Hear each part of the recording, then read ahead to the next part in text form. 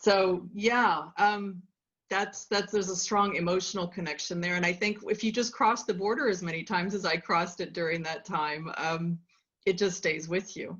You know, I mean, I would say the border just kind of became secondhand for me. I never worried about it. I just crossed it. The border people knew me. Oh, really? Okay. They Yeah, you knew were me.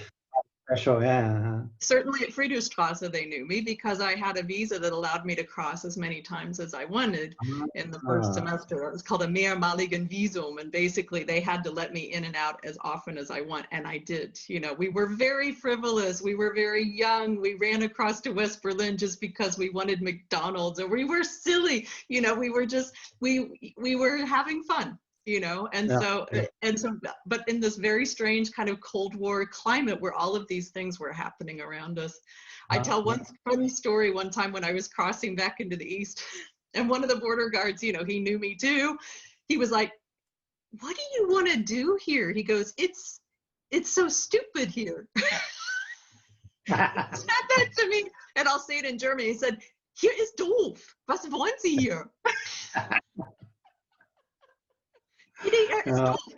This is a border guard who said this to me when I was crossing at Friedrichstrasse. Not understanding why you would want to go back. Why Yeah, you're not staying in the West? Yeah. yeah, he just thought he thought I was like the funniest thing he'd ever seen. You know, he just you know, huge amusement about me doing this funny half line going back and forth across the border all the time. He thought that was the funniest thing he'd ever seen. He's like, why would you want to spend so much time with our strange, weird system? Okay.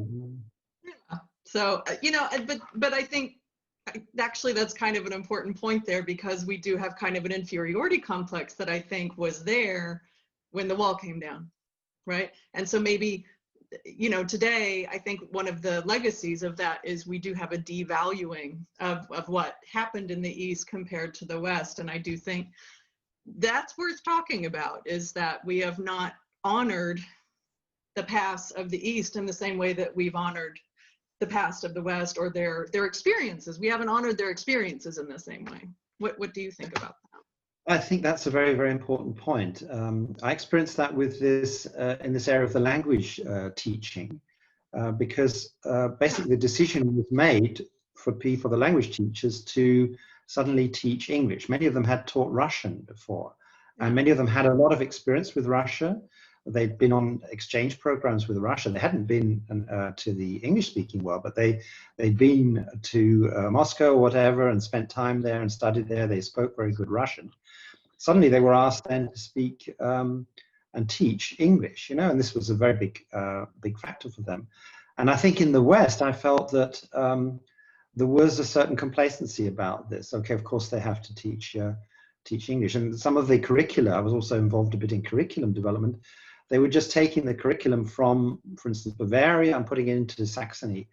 And so you had a set book for the Abitur, which was like Animal Farm, which was a standard book in the West. But for the East German teachers, this was the forbidden literature, you know. And suddenly that was, of all the English literature, why did you have to choose this one book? You could just choose something which is quite different and quite innocuous.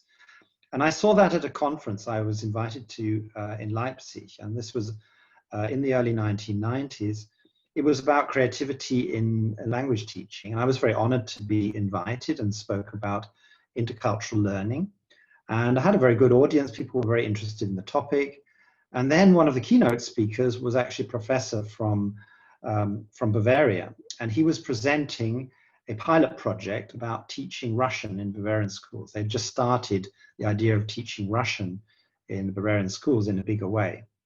And he had, I'm afraid, little sense for the audience, because they said, well, what are you telling us how to teach Russian when we're already doing that and you're actually getting rid of that? So it was this lack, I think, of recognition that we got good things. The other area which I think was quite sad, when I look at the area of gender diversity nowadays in Germany, that the role of one of the problems of gender diversity is the lack of child daycare, and that was very highly developed in the GDR, of course. And I don't think we learned enough from this. And on a more human level, I think there was, maybe because people were had to do this, but it had an effect of creating a certain collective of people wanting to work together, a sense of solidarity. You have to help each other. And this is something I experienced in many Central and Eastern European countries at this time, was the idea that I had a Polish girlfriend in Warsaw, and she would collect me from the airport in her little Polski Fiat, and I took it for granted. Okay, she was just coming to the airport. It was nice. She picked me up. But she said, "Do you know what this means to me?" She was very tired. I said, "Why are you so tired?" She said, "Well, I had to get up at 3 o'clock in the morning because I'm an engineer doing central heating engineering, and they pay me sometimes in vodka.